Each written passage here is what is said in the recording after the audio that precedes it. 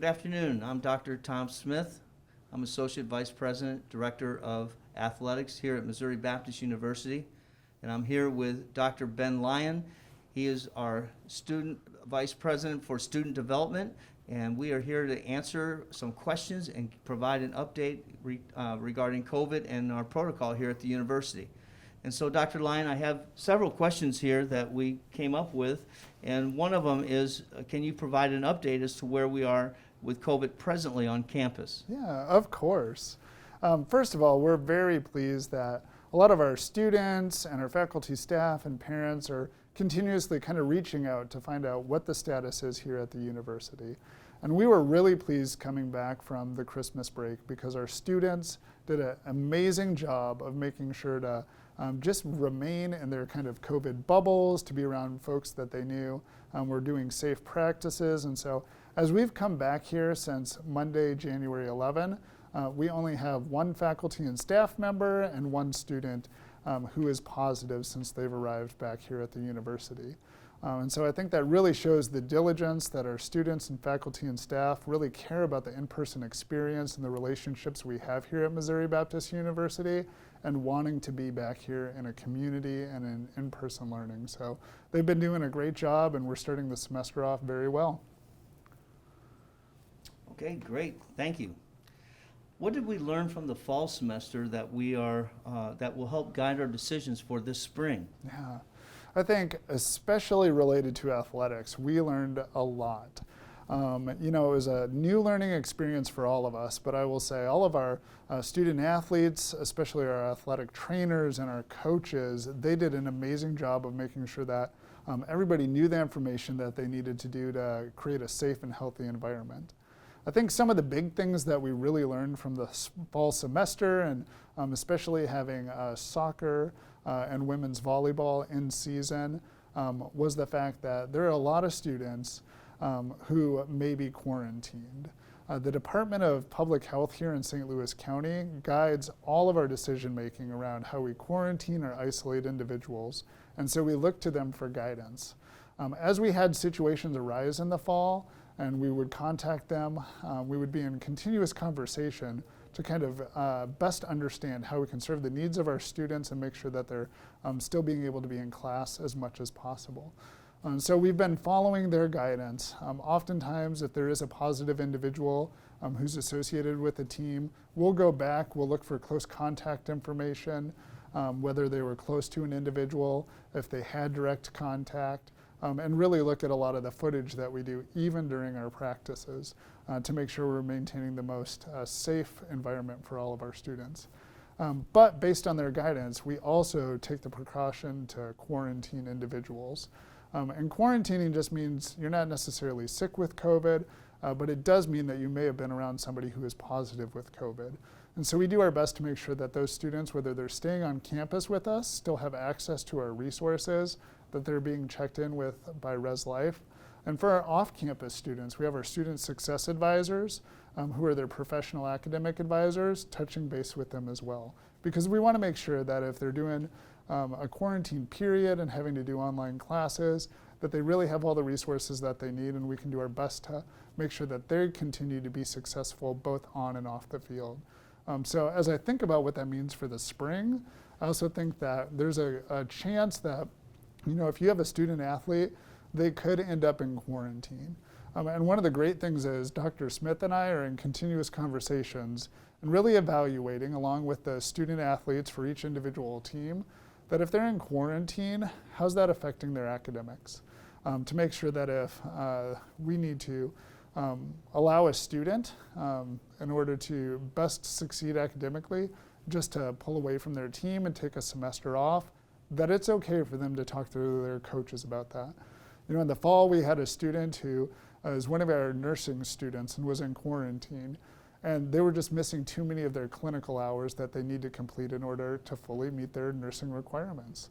And so that was an individual that we worked with and maintained their scholarship so that they could still be able to really focus on their academics and keep that as the primary reason that they're here, but they are welcome to rejoin the team when it's best for them and when the situation with COVID starts to clear up, so that we find that good balance. So if there is a student who is curious about, I think that I'm missing too much class or have been quarantined, we really want to work with each individual student. So we encourage them to talk to their coaches about what that might look like as far as really navigating those things, making sure that we're doing the best for our teams, and thinking through that, if somebody needs to step away, we figure out how to continue our athletic season, even with that individual for this season. Great, thank you. I don't know about you, but I've been experiencing COVID fatigue. And one of the questions that came to us is, with so many student athletes participating, what would you say to encourage a continual focus on COVID protocol? Mm-hmm. Yeah, I will say the focus on our COVID protocols here at the university is what's allowed us to stay in person. As you look at news across the country, there are some universities that had to shut down, but our students have been doing an amazing job of making sure to complete their health screening each day. And I think our student athletes are really leading the way, because they're not only having to do that once a day like our non-athlete students, but every time they get together for a team meeting or a practice, they're having to re-screen per our NAIA and AMC protocols. And so all of that diligence has really helped us to make sure that we're identifying individuals with signs and symptoms early, being able to isolate them before there's a chance that they would have to quarantine more individuals or there would be any spread. And so they've been doing a great job. So I think those protocols of making sure, even the little things, right? Not only filling out the daily health assessment by going in a door that's marked in and out a door that's marked out. Wearing the mask is a big thing, whether they're on the field or in practice in a classroom or just hanging out with their friends. And so I think all of our students are really doing a great job at that.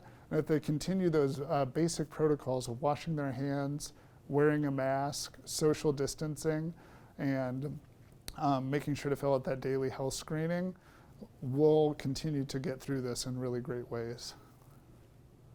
Okay, great, thank you. Well, good news is that we're starting to see a lot of vaccinations. Mm-hmm. And as a parent, I would probably want to know, if my child is vaccinated, does anything change with that? Mm-hmm. Yeah, so it's really interesting with the vaccines starting to be distributed not only to healthcare workers but to other individuals. We do have some students who are receiving the vaccine. Maybe they work as a pharmacy tech or they work in a home for the elderly. There are students who have been vaccinated. Everything that we're receiving from the CDC as well as our local St. Louis Department of Public Health has indicated that even when somebody's vaccinated, if there is a close contact with an individual who's positive, that we still have to quarantine the vaccinated individual. So the vaccine and the information that's coming out from all levels of government and public health says that the vaccine protects the individual, but you could still have COVID and you may transmit it to someone else. And so at this time, the government is continuing to ask for full sort of mitigation procedures and protocols to continue. So wearing the mask, even if you've had the vaccine, quarantining if you're around somebody who was positive, just to make sure that, again, you may feel okay yourself and not sick. However, you still may be shedding, sort of viral shedding to somebody else, and it may cause somebody else to get sick. So that vaccine is really about your self-protection, but we still need to be concerned about the others around us. So at this time, nothing has truly fundamentally changed about our approach. But we're part of State of Missouri has a call every week. So every Wednesday, the Department of Higher Education at the state level is providing information about the vaccine, about testing, about all of the rollouts and updated procedures. So we work with them as well as our local county health department to make sure that we're following the most recent guidance so that we can best serve our students. Good. Well, I know that with the movement from the AMC and the NAIA of fall sports postseason activity to spring, that has really put a big crunch on the school and a lot of expectation on student athletes to travel a lot. How would you encourage our students to maintain their classwork assignments and to stay up to speed in this heavy travel season? Yeah. You know, I think one of the biggest things that a student can do is really make sure to be in active communication with their faculty members. All of our faculty and staff are aware that for our student athletes, this semester is going to be very logistically complicated. We're really maxing out all of our athletic facilities and a lot of our travel. And we also know that because of COVID, whether it's a situation here at the university where we may have a number of players who are in quarantine and we wouldn't be able to travel, or at another university having to reschedule, that things are going to be continuously moving. So the biggest thing is to make sure the student is actively communicating with their faculty member. A great way to do that too and keep up with expectations is for them to really look at their syllabus and what due dates are coming up. Knowing that some of their athletic competitions or travel may change, they should really stay on that. And another great resource is our Student Success Center. The Student Success Advisors are the ones who help us with our study hall hours that many of our athletes participate in. They also run tutoring. And so they're another great resource that if a student just wants to say, how do I best schedule myself and how do I lay out my assignments and tests and studying, they can help students navigate those things. So again, communication is key, whether it's with the faculty member, their student success advisor, or their coach. The more that they're talking and helping to ask for assistance and how to navigate things, the better off they're going to be. Yeah, and I know that the faculty are working very closely with students and with the administration to make sure that we have as much of a smooth semester as possible with the students that are traveling so much. One of the frustrating things is that we've been kind of prohibited from having spectators at some of our contests, well, at all of our contests. Can you speak to that? Like how often will we consider having spectators and what is our protocol for that? Yeah, so really spectators, we would love to have spectators at our competitions.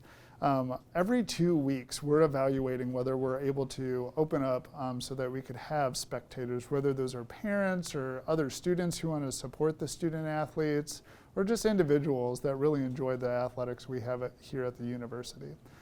The big thing is that we have to get special permission from the Department of Public Health within St. Louis County to have any gathering that's larger than what they permit.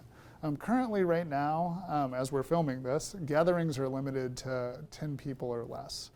So for us to be able to host an event with spectators, we need to put forward a safety plan, which we've done on a regular basis, outlining how we would take health screening and different precautions related to COVID, making sure that we're social distancing within our athletic facilities. And we send that to the Department of Public Health, and they determine whether or not that they're going to approve or deny that. To date, we've always been denied. We're not really quite sure why. We ask questions, we try to get feedback, try to make adjustments, but the biggest feedback that we're getting from them is just related to the widespread nature within St. Louis County. They really don't want events like that happening. And we know for those who live in St. Louis County, it may seem a little strange that we can't have athletics because some of the high schools are allowed to have parents attend to watch their children. So we are trying our best to make sure that we're communicating with the Department of Public Health and really advocating for you because we want you to be able to see your students participate in the athletics that they enjoy so much.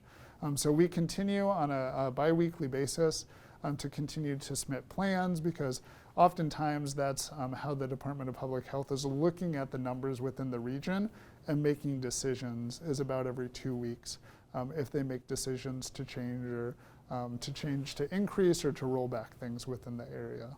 Yeah, and I know it's not the same, but we do have an excellent streaming team through Athletic Communications, and we are doing everything we can to stream all of our contests. So you can find that stream at www.mbuspartans.com, and it will give you directions on how you can stream those events that you're interested in seeing. Well, in wrapping up, is there any other thing that you would like to mention or to share that would kind of sum up everything here? Yeah. I think the biggest thing, especially all the way from when we had our students returning early for fall athletics and beginning to participate in practice, is our student athletes are really leading the way. They're doing a great job to make sure they're doing the daily health assessment, that they're following masking procedures, that they're social distancing, and they're continuing to still maintain a little bit of that normal college life. They're still able to be around their friends and study together, and they're making really great choices to do those things in a very safe way that has allowed us to stay open. So I just want to applaud all of our student athletes because it takes a lot to continue to do this on a regular basis and fill out those health screenings. And, like you said earlier, sometimes we get fatigued with those things and all the changes that have happened. But our student athletes are really setting an example for all the rest of our students here at MBU and even our faculty and staff to say, we care about being here in person and we're going to do what it takes to maintain that in-person experience, our friendships, our relationships, and community. So I really just have to applaud all our student athletes because they're doing an amazing job. So there you have it. On behalf of Dr. Lyon, I'm Tom Smith, and thank you for joining us today with our COVID update and protocol.